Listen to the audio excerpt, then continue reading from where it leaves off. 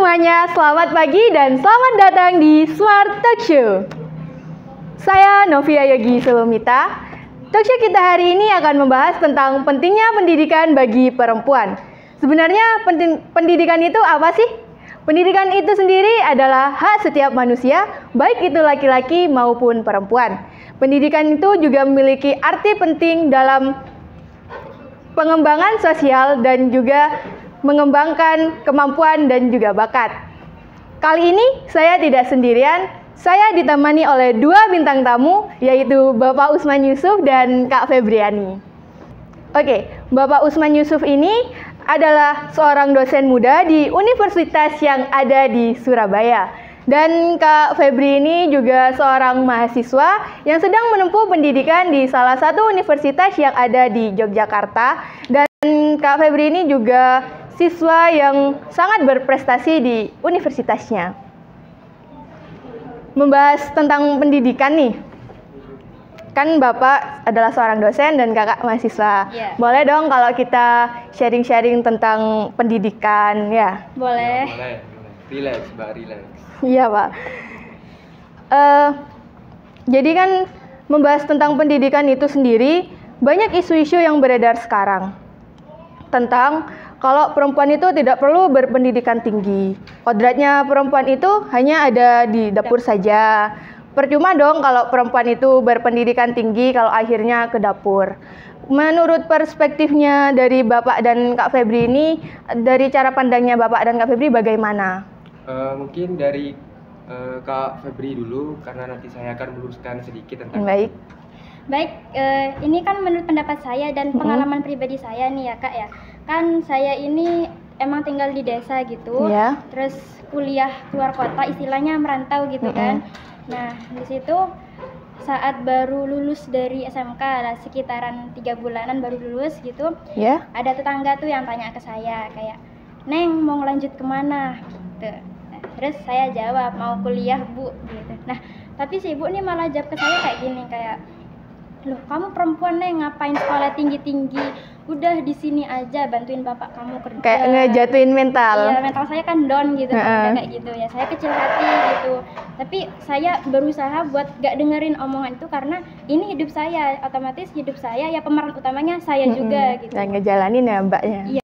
Ya, jadi saya tetap bulatin tekad buat kuliah di luar kota, buat menunjukkan ke orang lain cara pandang mereka terhadap saya maupun perempuan di luar sana, kalau perempuan itu bisa untuk sekolah tinggi, baik itu keluar kota, keluar negeri, itu bisa banget. Dan juga saya kuliah untuk mempersiapkan masa depan saya, begitu Kak. Kalau menurut Bapak Usman sendiri tuh bagaimana, Pak? Ya, kalau menurut saya pendapat dari Mbak Febri. Ya, Mbak Febri itu sangat setuju sekali saya. Kenapa demikian? Karena di luar sana masih banyak yang berpendapat seperti itu. Kenapa sih perempuan masih berpendidikan tinggi? Kan nanti ujung-ujungnya bakal Ke dapur, di dapur ngurus juga, keluarga, jadi ibu rumah tangga juga. Ya. Jadi saya akan meluruskan sedikit tentang mindset yang seperti ini, gitu. Nah, jadi kan perempuan sama laki-laki itu sama saja dalam hal pendidikan, ya. Tidak dibeda-bedakan berarti, Pak? Iya. Nah, pendidikan itu sendiri bagi laki-laki itu kan wajar ya. Tapi kalau perempuan itu masih dipandang sebelah mata. Iya. Jadi saya akan meluruskan hal itu sedikit.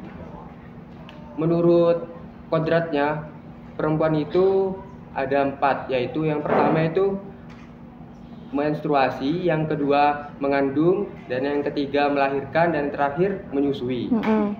Ya. Dan menurut Islam juga, Mbak, perempuan itu sangat ditekankan untuk berpendidikan. Rasulullah SAW pernah bersabda, umat Islam itu wajib untuk berpendidikan. Hadis riwayat Ibnu Majah. Pentingnya pendidikan bagi wanita, mengingat seorang ibu adalah sekolah madrasah pertama bagi anak-anaknya. Iya. Dan madrasah pertama bagi anak-anaknya. Dan itu sih menurut saya, Mbak. Ya, jadi perempuan itu sangat ditekankan buat berpendidikan tinggi. Berarti jangan pernah menghiraukan apa kata orang di luar sana ya Pak ya? Iya, benar. Terus gini kan Pak, kita sebagai perempuan, kita tuh sudah punya plan ke depannya, sudah punya pemikiran. Kalau kita ini sebagai perempuan setelah lulus sekolah SMA atau SMK, kita tuh akan melanjutkan pendidikan ke jenjang yang lebih tinggi, seperti misal kuliah gitu Pak. Tapi sayangnya orang tua kita tuh tidak mendukung, nggak ada backingan dari orang tua kita. Kita tuh harus kayak gimana? Apakah kita harus tetap menuntut orang tua agar menyetujui kita buat sekolah, atau kita udah manut aja gitu apa kata orang tua? Kalau menurut Kak Febri sendiri nih yang sudah dapat izin dari orang tua tuh bagaimana Kak? Nah sebenarnya gini ya, pengalaman pribadi saya, kan saya ini saat ini kan saya kuliah nih sampai keluar kota. Sebelumnya tuh memang saya nggak diizinkan, tidak dapat izin, tidak dapat restu dari bapak sendiri ya, dari ibu itu menyetujui. Ya, bapak bilang gini ke saya kayak, "Nduk, kamu nggak usah sekolah tinggi-tinggi ya. Di sini bantuin bapak kerja. Bapak nggak punya biaya buat nyekolahin kamu, apalagi sampai keluar kota." Kan pasti butuh biaya Madura besar. antara Jogja kan jauh. Jauh banget.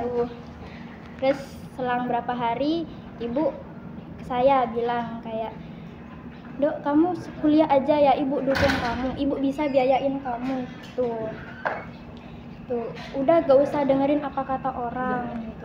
Kejar cita-cita kamu ya. Setelah saya dikasih nasihat, kasih ujangan, ibu membesarkan hati saya, ya saya tetap memulihkan tekad. Akhirnya saya carilah itu beasiswa dan juga saya kerja part time buat mencukupi ekonomi keluarga saya dan menyisihkan sedikit buat kuliah gitu saya nanti begitu. Dan beasiswa itu juga biar nggak memberatkan ke orang tua, jadi biar nggak terlalu beban banget gitu kan saya kalau mau kuliah, biar bisa agak meluluhkan sedikit hati bapaknya gitu. Terus saya juga kasih penjelasan kepada bapak, dibantu sama ibu juga, kayak kalau pendidikan itu penting, apalagi buat saya yang perempuan gitu kan, ke depannya saya juga bakal jadi ibu gitu, punya anak gitu kan, seperti Bapak Usman bilang, madrasah pertama bagi anak-anaknya. Kalau saya nggak berpendidikan, anak saya mau bagaimana? Nah itu betul sekali. Tapi enak ya Kak Febri ini backingannya ibu, langsung ibu backingannya. Kalau menurut Bapak Usman sendiri bagaimana kalau kita emang nggak disetujuin sama orang tua Pak? Ya baik, kan saya jawab ya. Kalau menurut saya ya Mbak, tentang perizinan orang tua itu masih bisa diminimalisir. Karena apa?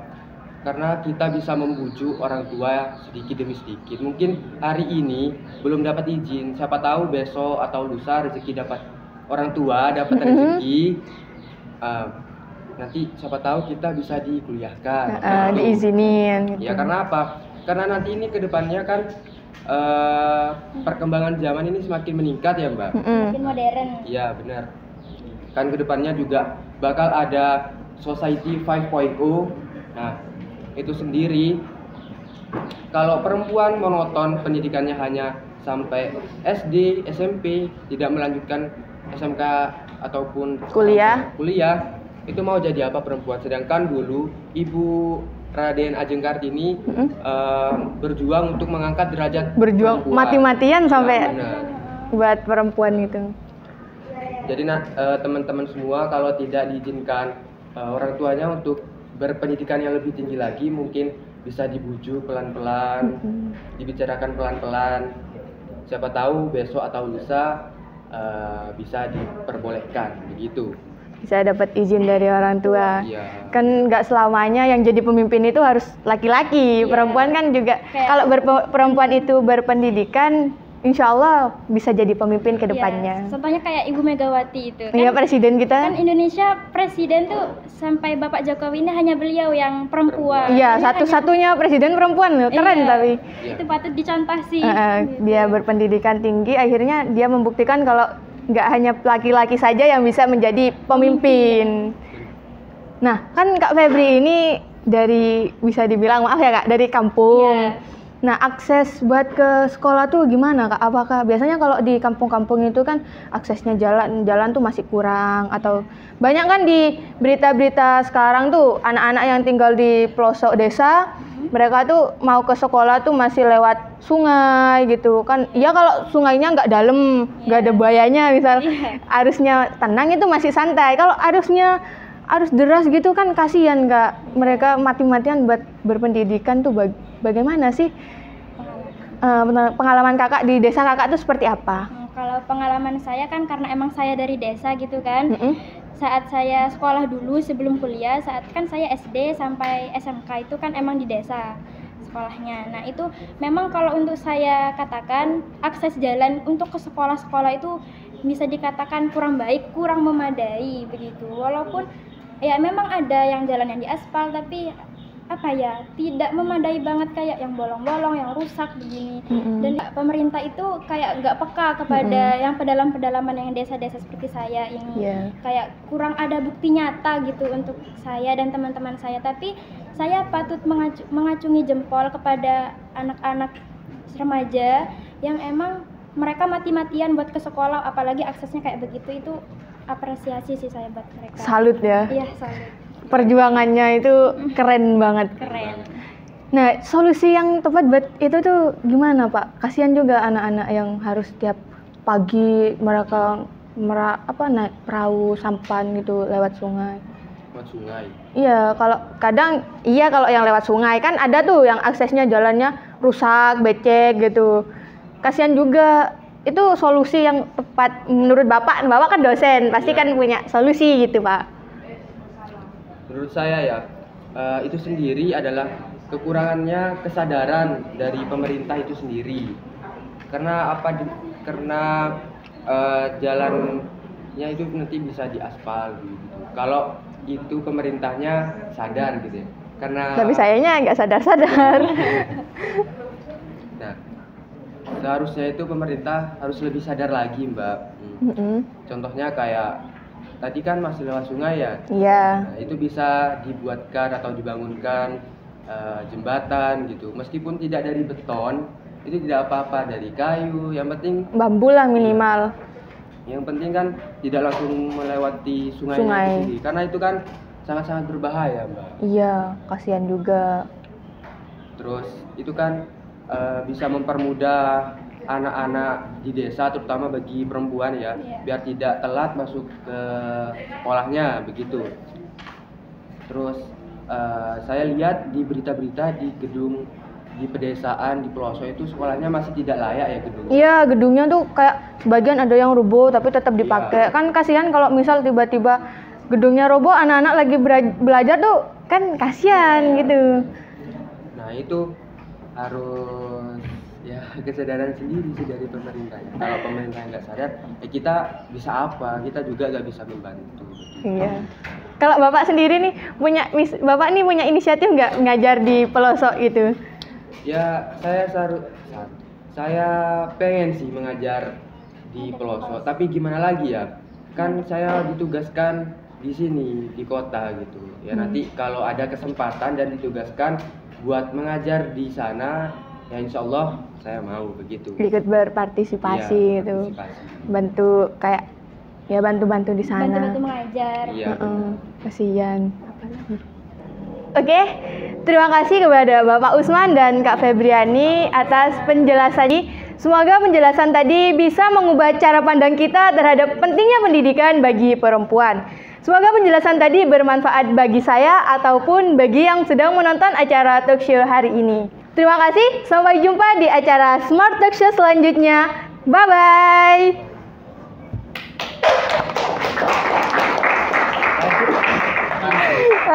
Ngeblend.